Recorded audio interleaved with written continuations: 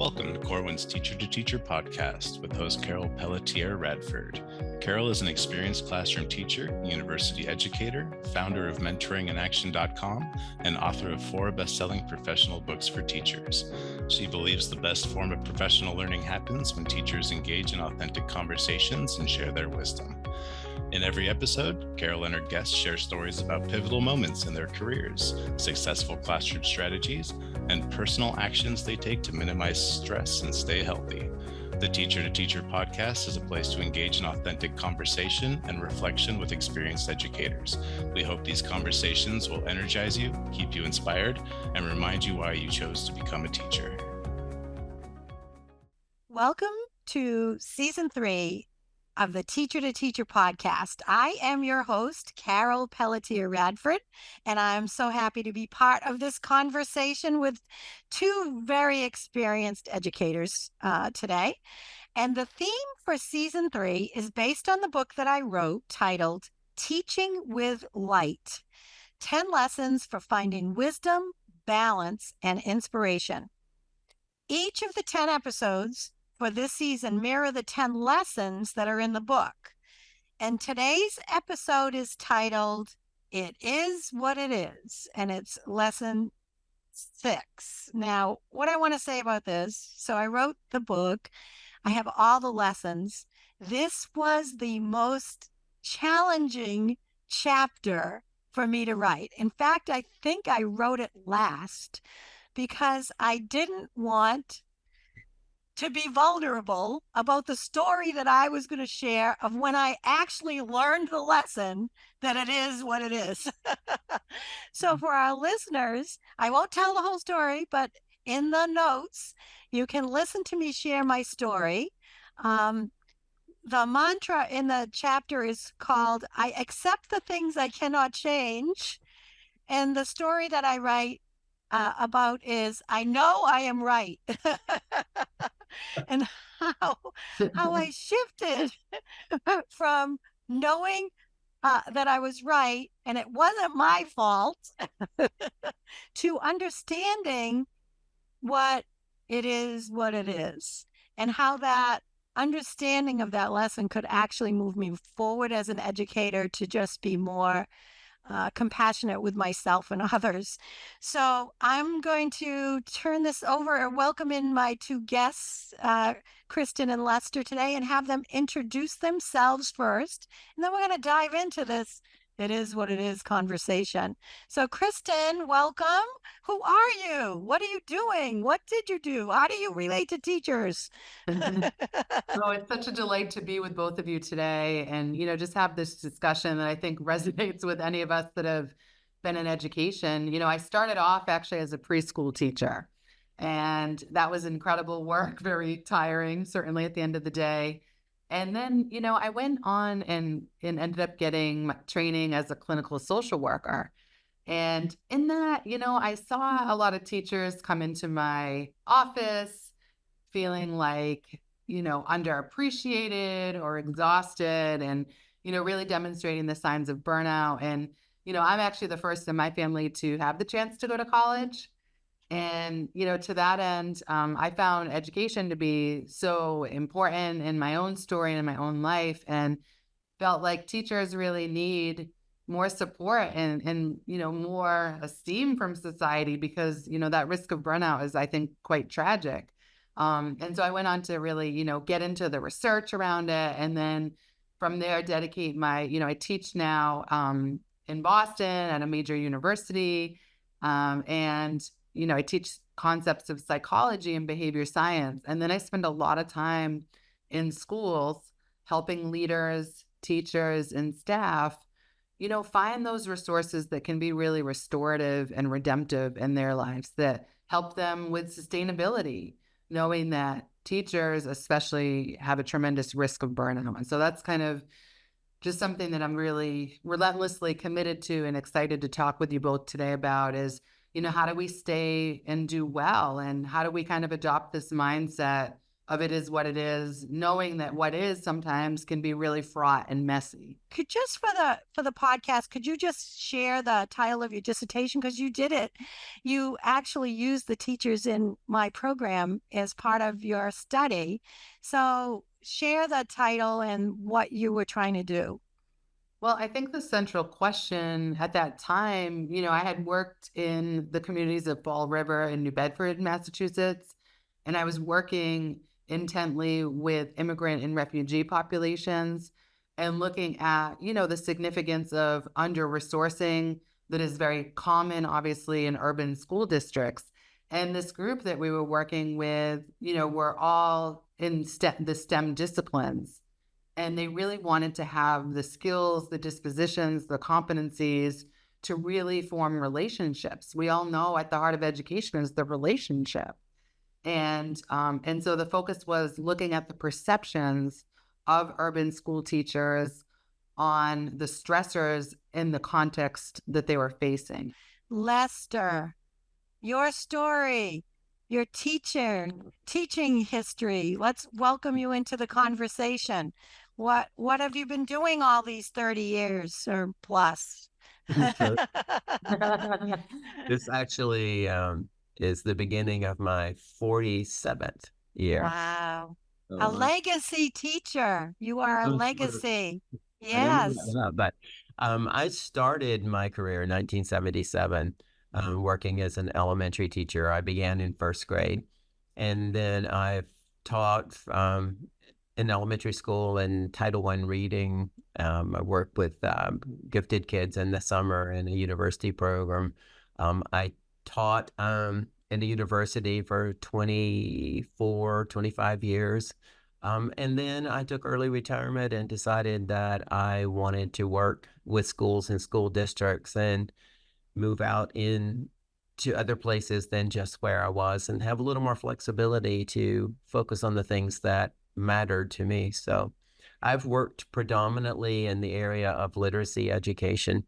I write children's books and books for teachers. So I kind of sometimes I'm in a school as an author talking with kids, which gives me one view of school. And then other times I'm in schools talking with teachers about literacy issues, reading and writing, and literature pieces. So I've kind of been messing with this for almost 50 years. I love it. I love that. So, and I've worked in K-12 and also higher ed. So the three of us bring these different perspectives. We have the clinical perspective. We've been in both contexts, and I feel I can safely say all three of us are committed to education and supporting teachers. So Lester, with the children's books, you started with the teacher books. What's your overall theme? What's the big ideas around your teacher books, or are they all different? I'm just curious.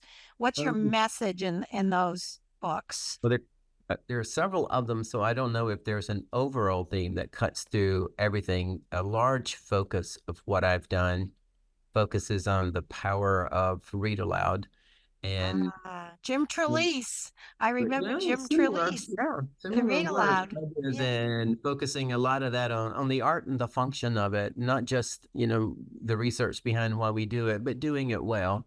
And also finding ways to make it match the expectations and standards that we're doing so that read alouds become an instructional act and not just an entertainment piece, that if they're done with the right intentions and paying attention to that.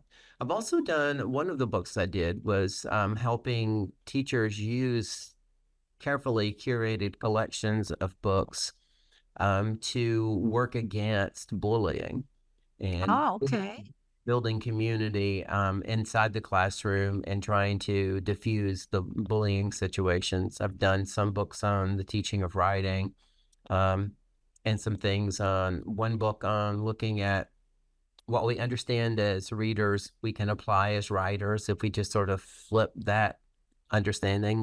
Like we look at the inverse properties in math. Are we looking at the relationship between what we know as readers and how that influences what we're able to do as writers? And then the most recent book that the most recent two books that I've done have had a very similar focus. And both of them are looking at having kids come to understand that the more they read, the broader they read something, the more they have insight and understanding about a particular topic or a way of thinking that may lead them to the felt need to take action, to do something, to right or wrong, to fix an injustice, to speak up, to push back.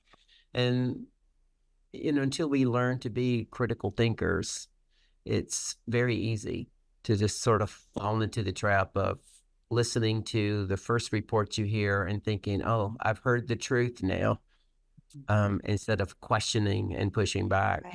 Right. Kristen, what do you think about how Lester has introduced himself and kind of his life's work, really, through this modality of reading, writing, sharing? What are you hearing that relates to kind of you and the stress and the the other aspect of schools that aren't as enjoyable sometimes?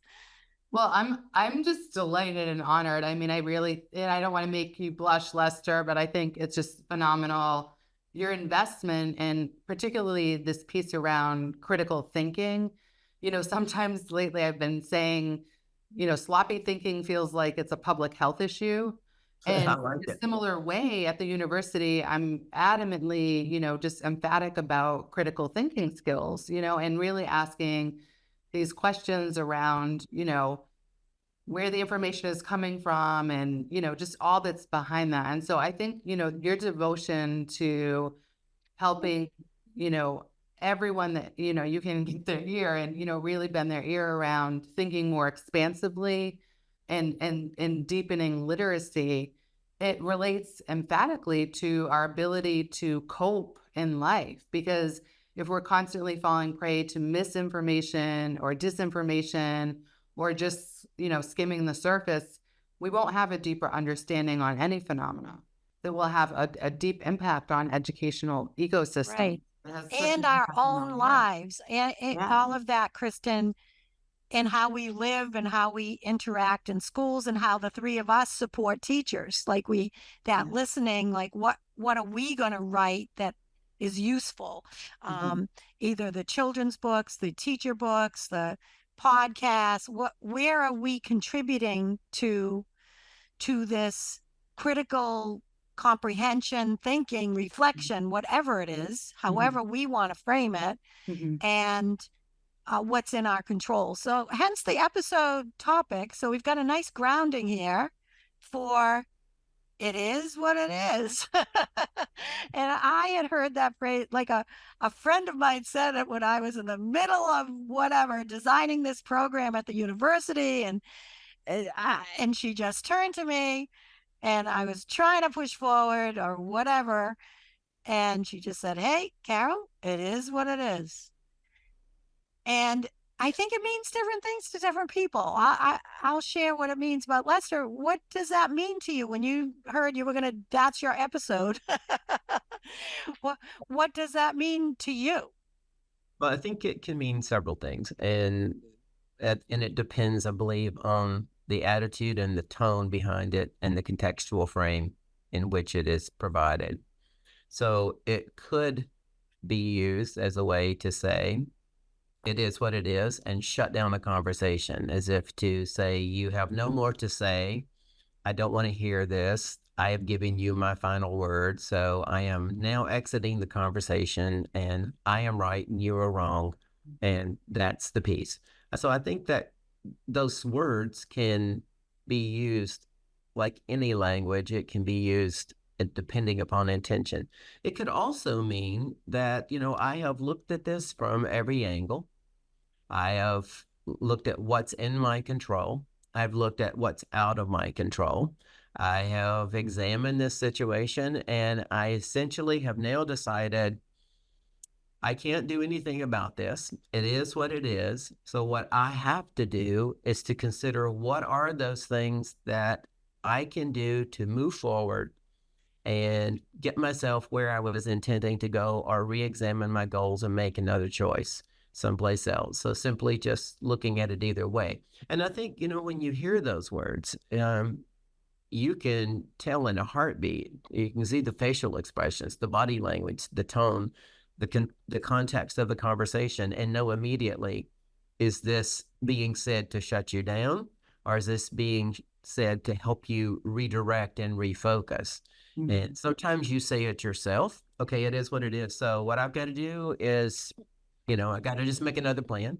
And sometimes someone else has listened to you, overanalyze the task 14 different ways, and they finally help you go, okay, Lester, let's look. It is what it is. What are we going to do about it? So we don't need to spend more time on the problem. We need to start thinking about the solution. I love that. Kristen, what do you think about that? And do you want to tweak that? Or I just love everything Lester just said. Yeah, I think it's tremendous insight. And I think that we can use it, right? There's tangible ways in which we can use the perspective. And like you said, there's a lot of duality. Like there's many ways in which it could be praised or asserted. But I think to your point, when we use it in order to think about our locus of control, there's a lot of research that suggests that people who focus on what's within their locus of control will then devote their resources accordingly. So one thing that I get pretty enthralled by is this concept of our own body budget as educators. And we know we have a finite amount of energy and resources, time. So if we're constantly belaboring or ruminating over what we can't control, obviously that can be detrimental. So I really love how you thought about that and like looking at it more from a strengths-based perspective. What is true and what is possible? And so I thought a lot about and I think you've inspired me so much, Carol, in this book that is just such an anthology of your life's work. And I think one thing that you embody that I think the audience, I think, can gain so much from is your own humility and your vulnerability. And I think, as educators, we all know, it's a very humbling proposition to teach. We have to get a liking for humble pie, right? Right. The minute I always think of it too, like a whack-a-mole game, teaching and the work of education. It's right. You feel like you master one thing, another thing pops up, and that's just the natural chaos. And I think that as the teachers are listening to this, it is about the freedom that we have to choose that reaction. Because when I reread the story and why I didn't want to write this particular story, is that it was embarrassing. I was like, oh my God, I can't believe I just took this high ground, that it wasn't fair. The principal gave me an extra duty. Everybody else it sounded so petty when I wrote it down. And I really had to think about, do you want to put this in a book that everybody can read, that you actually was upset about it? It caused a lot of stress for me that it wasn't fair, that I wanted to work with kids as much as everybody else did, but I had to work an extra half hour in the cafeteria and he would not resolve it. The principal, for years. So at the end, like Lester is saying, and it's hilarious, it's funny and embarrassing all at the same time. I had to ask myself, in the scheme of things, am I never going to talk to my colleagues again? But there are people who do that. I have teachers' rooms where you don't talk to that person because they didn't help you in a certain way. And I decided, what do I have to lose? Like Lester, I've been in the profession for 50 years. That's the true story. We know it's the true story, but we don't want to say it. So I had to choose consciously to let it go. And that's the pivot that you're talking about and that Lester's talking about, to consciously not be a victim. It's like, why am I just ruminating over why the principal isn't being fair and I'm the one that has to do more? And we've heard it, right? Lester, you're laughing, right? And then I have to move on. And guess what happened? You ready for? I'm not going to tell the end of the story. I'm not going to tell it. So people are going to have to listen. The story is in the program notes, and you're going to hear what happened, because it's just karma, the way things work out. Oh, so Lester, what is my story and what Kristen said? How does this relate to this? It is what it is. Does it relate to you? Yeah, of course. Of course. Yeah, of course. And as I was listening, we're all teachers and we're talking to teachers, and you were giving the example of something in a school. But that feeling you were having, this notion of it isn't fair, I am being asked to do something no one else is being asked to do. I think that's human. It's Yes. everywhere in Yes. every profession. Yes. Yet not just in the school with our colleagues, but we also see things like that damaging longtime friendships with people. Yes. We just kind of Yes. feel like, well, I'm not talking to them anymore. Instead Yep. of having that opportunity to step back, and I'm reminded of a saying that people share frequently, that anger really doesn't harm the person you're angry with, it harms you. And like you Yes. said, I finally had to let it go. And probably at that moment, you felt quite a bit of relief. Oh my God, I was so happy when I learned the lesson of what it is, what it is. And I'm glad I learned it early enough, but I have to be honest, writing about it and putting it in a book for everybody to read was very, wow, what are they going to think about that? Like, geez, you couldn't figure that out, But you know what? We have to also, the three of us, as we have this conversation, if we're working in higher education, we're authors, we're all writers. If we're not going to tell the truth, No kidding. that's what you were getting to earlier. It's like, what is the truth? Mm-hmm. And I don't want to be afraid to tell the truth about how I feel. So that's the most humiliating story in my book. And hopefully it will resonate it's about accepting. It was so many emotions. It's about accepting. And then the other thing too, that Lester said about the different ways it is what it is. This one's so packed. This one is like a deeper one, right? Is the way we react when we say it. So you all have we look at people's facial language when they say it to us, but how do I say it? Like if I say, it is what it is, it could be that angry, and I never talk to that principal again. He's never going to get the authentic me. I'm not going to be me with him because he just did something unfair, and I'm a fair person, I was known as the teacher firm but fair, and I liked it, So our audience is listening and they're laughing because we all define ourselves who we want. We want to be perfect and right.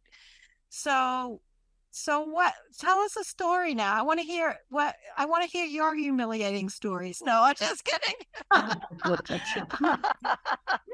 When you had to do it is what it is.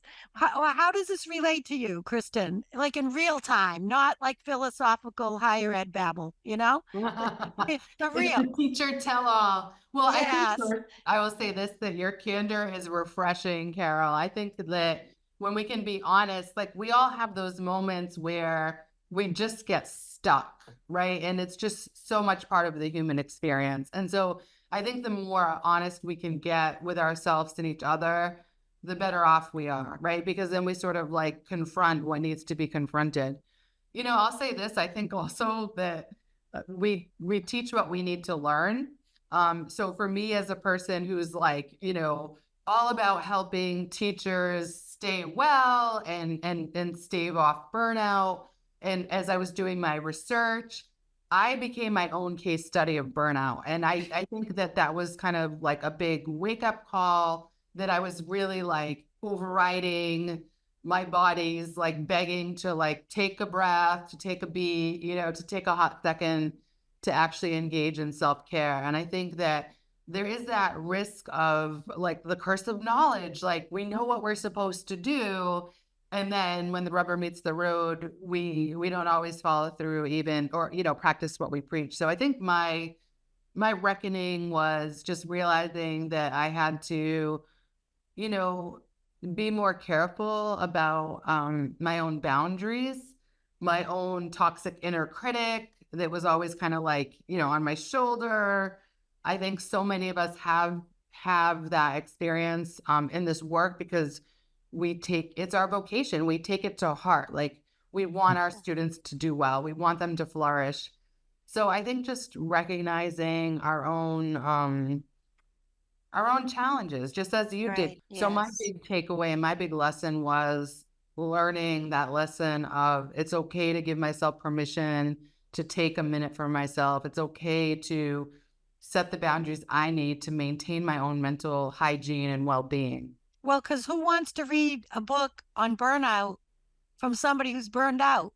But how many people? Hair's on fire, raccoon eyes. But we know that we've all been burned out, and we're doing it, and yet raise your hand if you're just unsure. I know, and it's just the way it is what it is, because that's our law. So Lester, an example, or how does this resonate and show up in your real life? Where you had to make the decision, because it's not just the saying of it, is what it's actually like. What do you do when you're in that place to move out of it? I guess I don't know.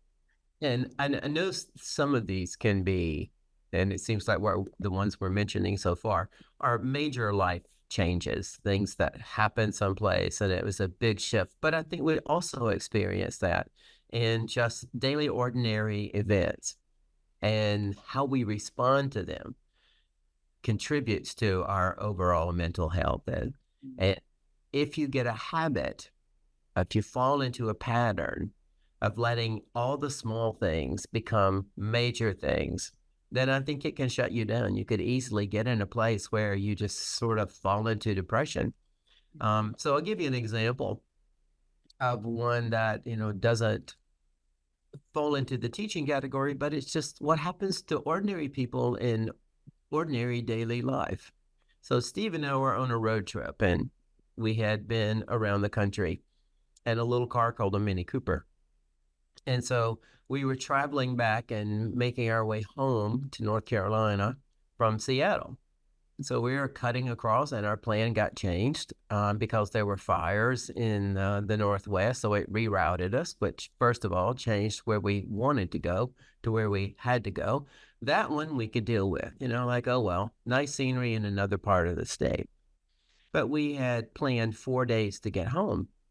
And we wanted to get home on Thursday because Steve had to go back to work on Friday. And on the following Monday, I was flying off to do a week of work in Maine.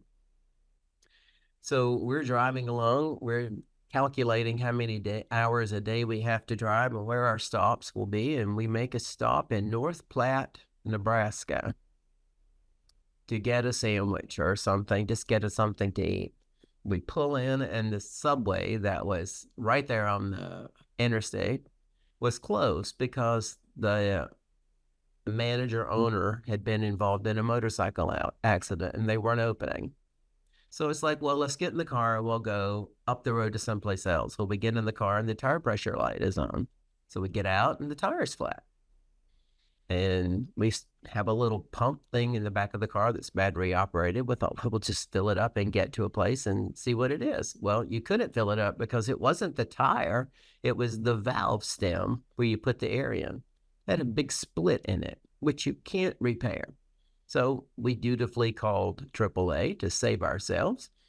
And they're offering, lovely advice that will all take place tomorrow morning. Uh-oh. 9 o'clock, and it's like, Okay. No. We have 3.5 more hours for today in order to make it by when we want to make it. And so at first, your first reaction is crap. The whole thing's falling apart. You can't do this. We're in the middle of nowhere, and we're so far from where we need to be. And this little subway is not even open. What are we going to do? Well, after you have that kind of stress moment and you get to the place where you have called everybody you know to call, you've looked at all the resources, you've done a Google search for a tire shop, everything is closed. You can literally do nothing until tomorrow. You look across the street and there is a little motel. It's not a place I'd normally stay, but it was there. It did have a place to sleep.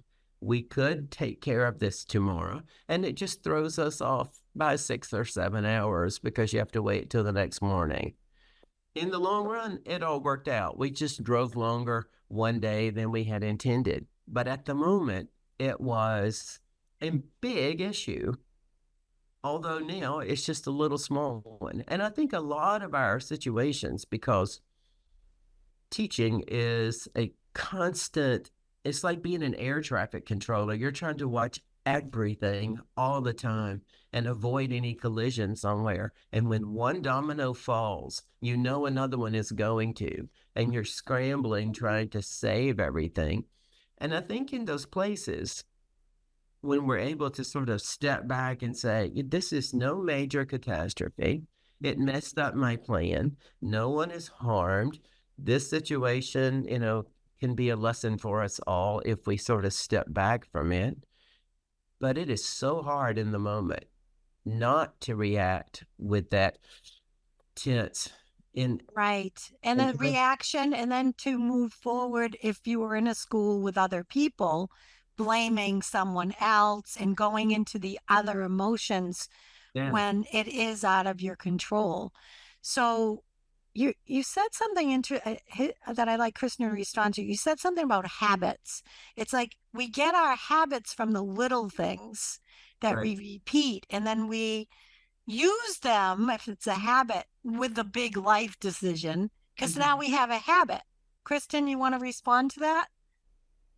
Well, again, I think, I'm thinking as we're having this conversation together, there might be a lot of new teachers listening, right? And really eager for strategic thinking and like being careful about how catastrophic thinking or, like just reactive thinking can be really detrimental. So like together we have 110 years, if my math is right, of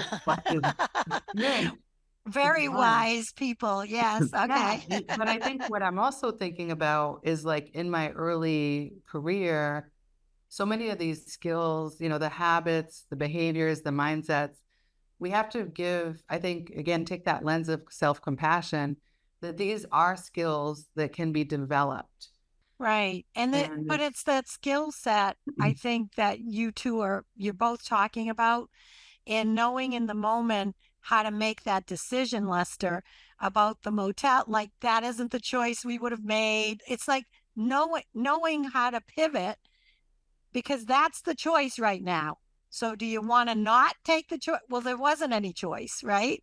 But you have the freedom to do it. But I think I'd like to move into the practice. We've talked a lot about our ideas and emotions and reactions. You've each written books.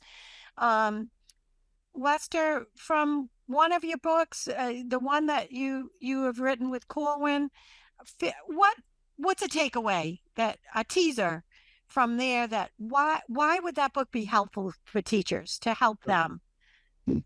Playing off of what Kristen just said, the idea of perspective. The book Critical Comprehension is focused on the idea that comprehension is more than giving the right answer to someone else's question. And that it is more than just walking away and being able to restate what the text said.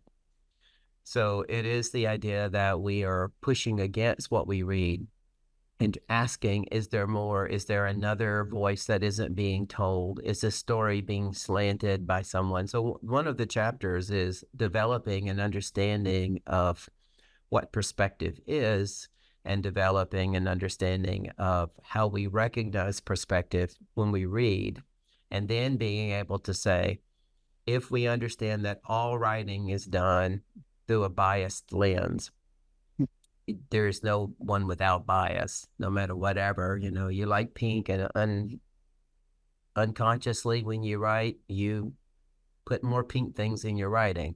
Or you tell more pink things in your story. Whatever your lens is that you're looking through becomes a filter for your work, and you may not recognize it. You can't see what your brain already knows is on the page. So someone else reading that will see it. What we're trying to help kids recognize is that they look at a text and ask, what other voices are we not hearing? What story could be told here that isn't represented? And at this point in history, where we have so many kids who are coming into play where they have spent their entire life with a tablet in their hand, and all you've got to do is ask a question and you get an immediate answer that may or may not be vetted by anyone. Right. They're going to present a particular perspective. And if a kid learns, any answer you get, any text you read, there is always a counter narrative to that. There is always another perspective to it. And you truly don't understand something until you have read several of those. So I was thinking Kristen's line about sloppy thinking as a public health issue should be a bumper sticker. Yay. Thank you for that. And as I'm listening to you, it's so important to just recognize that we don't know the other perspective, but there is one. So that's what I'm hearing you say, is that this isn't the only part of the story. Just like we're talking about, it is what it is. We all come to it and with a different emotional reaction, feeling, righteousness, whatever, judgments, perspectives. So thank you for that. I think that's an important book. We'll make sure that book is in the notes for all our listeners. Kristen, you've written several books, and Kristen also wrote the Foreword for Teaching with Light. So when you get that book, you can read that for yourself, her perspective on the importance of teacher I don't even want to say self-care anymore because people are like, oh my God, don't say self-care. Right. But teacher well-being and worthiness maybe is a better way to say it. So which practical book strategy, you want to talk about your latest book and give us a teaser from that, Kristen? I think that the key thing is, and Lester, I just love how you exemplify this level of thinking and then, helping support that in the learners and the ecosystems that you serve. I think just we have to be willing to, embrace the complexity and the duality of life and the many lenses in which we look at things. So, much of my research and my writing, I do focus a lot on what is, the locus of control. And I have, a relentless belief that we do have to focus again on our strengths, our assets, our resources, what else is true, what else is possible.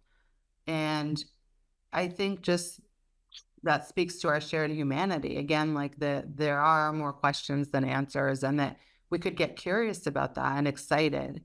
And I think that one of the themes that's emerging in our conversations is adopting a non-judgmental stance to ourselves and to one another. You just highlighted bias, Lester, and it's so easy again to be judgmental or reactive. And, when we get in that kind of space, it's very unproductive. So I think that ability to step back, look at things, ideate possibilities can be really helpful.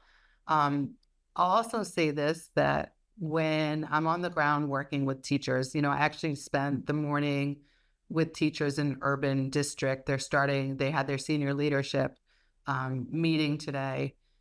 I feel like so many educators feel like what they're doing isn't enough. There's a lot of stress, a lot of imposter syndrome, a lot of things happening behind the scenes in their lives, and they're really giving an earnest effort. And so I'll share a quote that I love to share with teachers that I serve, which is from Georgia O'Keeffe. I've been absolutely terrified every moment of my life, but I've never let it stop me from doing a single thing I've wanted to do. And I feel like that speaks to the teaching experience, the teaching and learning experience, right? It's like, it's so scary. It's intense. Like there's so much we're trying, when we think about sloppy thinking and we think about like kids being born with iPads in their hand and like just all the brouhaha and the polarization and just all the existential threats. Like, it's a lot to contend with, and we understand how important education is and the role of an educator, and it can be absolutely terrifying. And then, yeah, like, we're still in it. Like, we still have our sleeves rolled up, and we're not letting it stop us. And I think a lot of times as teachers, we have to step back and actually celebrate that and recognize how sacred our work is and the value that we bring. Because I think society can devalue us really quickly, you know? And I think we have to just honor that in our own identities. And that's a big piece of what I write about and I teach. And that book is, for our listeners, Worth the Risk. And I think what you're saying, it's worth the risk to be terrified and we have to speak our truths. And I think, you know, you've done that so frequently in all your work. I have a few more questions for you as we wind down this conversation, which has been very reflective for me to think back on my stories and share with both of you. So how do you stay motivated, inspired in your work, Lester, to keep doing what you're doing since you began? Like, what's your way that you support yourself? To stay motivated and inspired, I spend time with kids. Okay. And what else do you do for you? Oh, for me? Yeah, for you. Like, I hear you traveling. Your story was about traveling. So are you a big traveler? I travel a lot for work, you know, working with teachers around the school, so around the country. So when I'm not working, right, I prefer to just be home and be here. I live in the mountains of North Carolina, and I like little drives on the back road. I do a lot of photography, which is I fun. Because it causes you to think most of my life. I mean, the work I do, I'm working with words. Yes. It makes me think about something with light and composition and shadows and reflections, which, you know, makes you think a different way. Yes, I love art. I'm doing abstract art now. I don't even want any, and I'm a writer as well. It's like getting away from the words and taking photos. It just feels peaceful. Thanks for sharing that. Kristen, what do you do to get away from the words? We're all word people. Word nerds. Word nerds. We're the word nerds. Yes.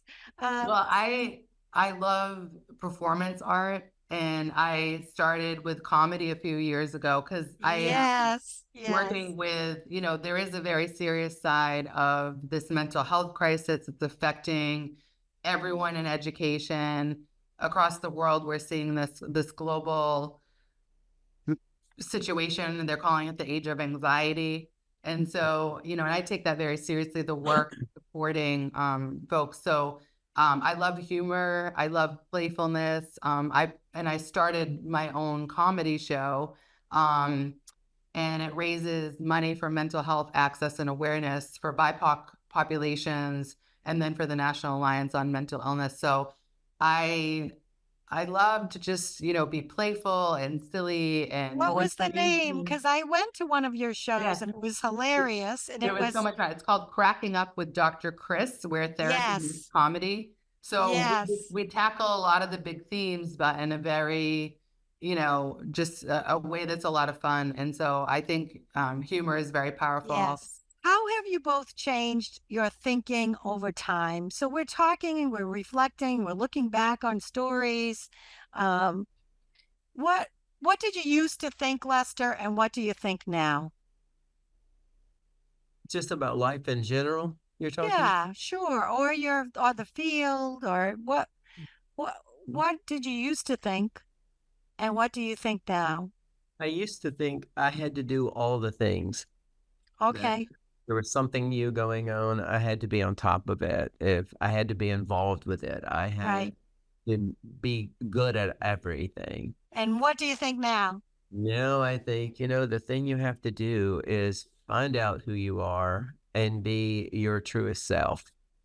And that took a long time to get to a place where I'm not trying to be what everybody in the world is looking for. more. Yeah.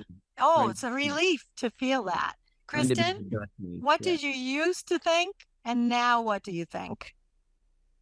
I think about imposter syndrome. So I used to think, to that point, like you have to be perfect or you can't let anyone see you sweat unless it's to show off your hot yoga class or, like you feel like that pressure that you have to always be buttoned up. And I think that's why I like the Georgia quote so much.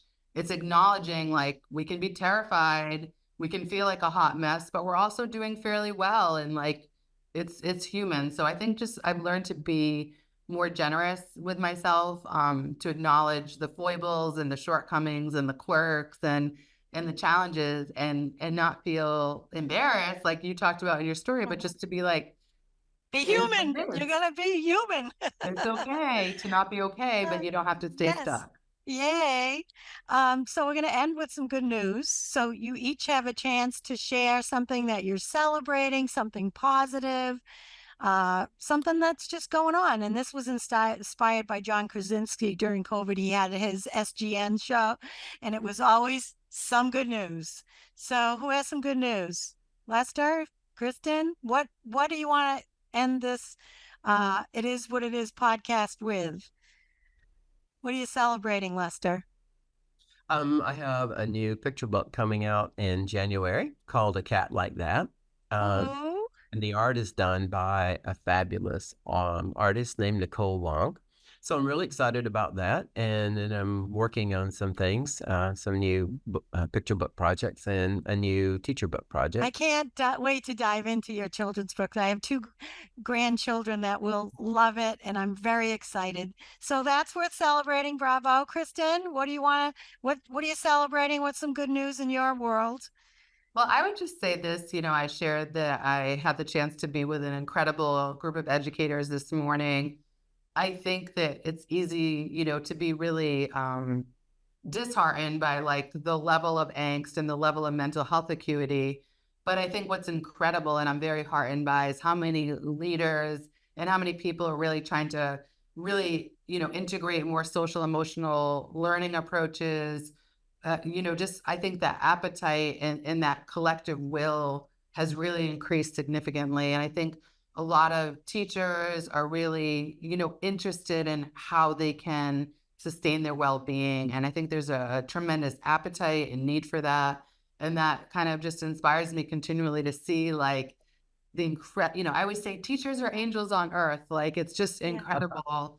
And sometimes I think they undervalue themselves or feel underappreciated. But I think we're really recognizing, I think even through the pandemic, I think we really saw like the incredible feats that teachers have to perform and leaders and staff. And I'm really heartened by that and motivated to, continue to help people, look at their habits, look at their mindsets, look at their beliefs and put things into action that can really keep them going in this really vital work. So that energizes me. I'm really excited. Oh my God. Thank you for this fabulous, rich conversation on the most challenging topic of the season. So I appreciate. So to our listeners, thank you for tuning into this Teacher to Teacher podcast. Please share it. Remember to stay inspired, stay healthy, and don't forget to share your good news with everyone around you. Thank you, Kristen. Thank you, Lester. And everybody tune in. Lesson 7 is titled Be the Wave. So goodbye for now. Thank you both. Thanks, everyone, for joining today's Teacher to Teacher conversation. We hope this time together energized you, inspired you, and reminded you why you chose to become a teacher. You can purchase any of Carol's books and any books mentioned in the podcast online at www.corwin.com. Please leave a review and share this podcast with your colleagues. Thank you for listening to the Corwin Teacher to Teacher podcast, a place to share teacher wisdom and engage in authentic conversations with experienced educators. Come explore Corwin's free new teacher toolkit and resources. We've curated these resources based on extensive research from teachers, coaches, and principals alike. Whether you are brand new or a veteran teacher, find ready-to-go teaching tools at corwin.com today.